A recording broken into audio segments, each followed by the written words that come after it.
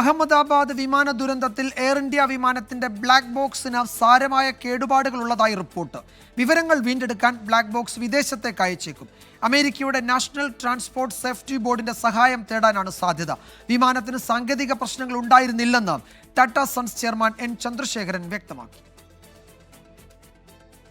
നിർണായക വിവരമടങ്ങുന്ന digital flight data റെക്കോർഡറിനാണ് സാരമായ കേടുപാട് സംഭവിച്ചത്.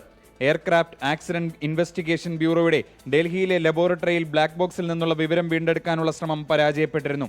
ഈ സാഹചര്യത്തിൽ അമേരിക്കയിലെ നാഷണൽ സേഫ്റ്റി ട്രാൻസ്പോർട്ട് ബോർഡിന്റെ ലബോറട്ടറിയിലേക്ക് ബ്ലാക്ക് ബോക്സ് അയച്ചേക്കും. അമേരിക്കയ്ക്കൊപ്പം UK ഏജൻസിയും അന്വേഷണത്തിൽ ഇന്ത്യയുമായി സഹകരിക്കുന്നുണ്ട്. അപകടത്തിൽപ്പെട്ട വിമാനത്തിന് 2 എഞ്ചിനുകളിലും തകരാറുണ്ടായിരുന്നില്ലെന്ന് Tata Sons chairman N Chandrasekaran ആവർത്തിച്ചു.